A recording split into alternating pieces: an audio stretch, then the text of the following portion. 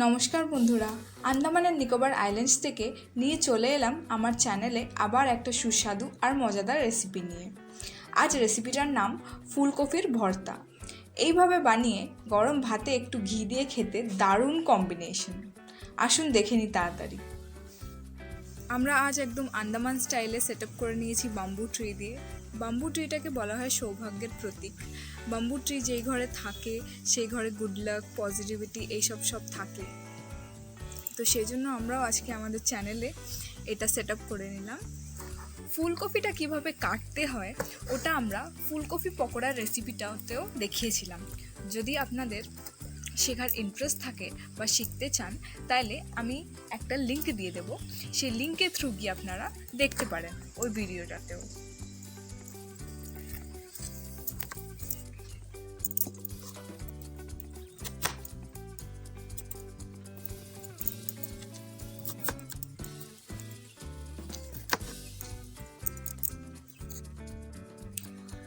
গোটা এত বড় একটা পেঁয়াজকে আমরা মাঝখান থেকে কেটে আধখানা করে নিয়েছি।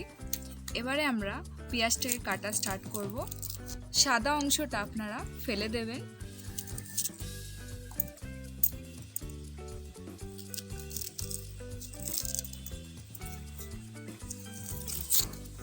পেঁয়াজটাকে কিভাবে কাটছি সেটা একবার অবজার্ভ করে নিতে পারেন।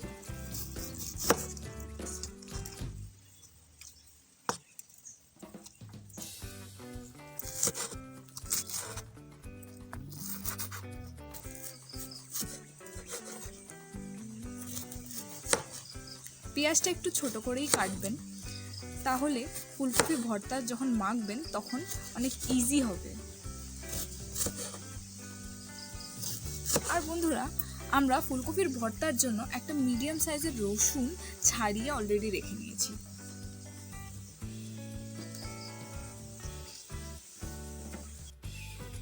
এই যে আমরা এবারে, এটা কিন্তু টকবক করছে গরম জল, আমরা এবারে আঁচটা একটু কমিয়ে দিয়েছি। এখন আমরা ফুলকপিগুলোকে সেদ্ধ করার জন্য অ্যাড করে দেবো এটার মধ্যে। এই যে পরিমাণ মতন হলুদ আমরা অ্যাড করে দিয়েছি। এবারে আমরা পরিমাণ মতন রক সল্টও অ্যাড করে দেবো ফুলকপিটার মধ্যে। জলটাকে বন্ধুরা এবারে আমরা এইভাবে ছেঁকে নিলাম। এবারে আমরা ফুলকপিটাকে কড়াইতে দিয়ে পরিমাণ মতন 2 কাপ এক্স্যাক্টলি জল অ্যাড করে দিয়েছি। এই জলটা ফুলকপিগুলো অ্যাবজর্ব করে নেবে। আমরা ফুলকপির ভর্তার জন্য ম্যাশারের মতন, এটা আমরা যদিও ডালের জন্য কিনেছিলাম, তবু আজকে ফুলকপির জন্য ইউজ করছি। আপনাদের কাছে যদি এরকম কিছু বা ম্যাশার না থাকে, আপনারা কি করবেন, একটু ফুলকপিটাকে ঠান্ডা করে হাত দিয়ে মেখে তারপর আবার আপনারা করে দিতে পারেন। তো আমরা এরকমভাবে আমরা ফুলকপির ভর্তার জন্য ফুলকপিটাকে কড়াইতে এরকম করে ম্যাশ করে নেব।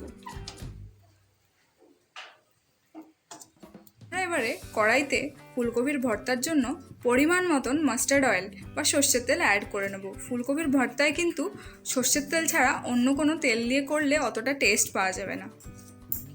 এই যে পরিমাণ মতন এইটুকু আমরা অ্যাড করে নিয়েছি। এবারে আমরা তেলটাকে হিট করে নেব। রসুন আর পেঁয়াজ তেলের মধ্যে একসঙ্গে ছেড়ে দিলাম। পেঁয়াজ আর রসুনগুলো 4 মিনিট পরে একটু বাদামি বাদামি কালারের হয়ে ভাজা হয়ে গেছে। এরকম করে আমাদেরকে একটু ভেজে নিতে হবে। আমরা এর সঙ্গে শুকনো লঙ্কাগুলোকেও একটু 2-3 মিনিটের জন্য ভেজে নেব। তার সঙ্গে 2 পিস কাঁচা লঙ্কা আমরা অ্যাড করে দিয়েছি। এই যে বন্ধুরা, পেঁয়াজ, কাঁচা লঙ্কা, রসুন ভাজার পরে আমরা ফুলকপির ভর্তা অ্যাড করে ফাইনালি আরেকবার ম্যাশ করে নেওয়ার পরে আমাদের ভর্তা একদমই রেডি। দুপুরে ভর্তা দিয়ে ভাত খেতে দারুণ কম্বিনেশন হবে কিন্তু বন্ধুরা। আপনারা ঘরে আমাদের এই ইজি প্রসেসটা ট্রাই করবেন আর আমাদেরকে কমেন্ট করে নিশ্চয়ই জানাবেন।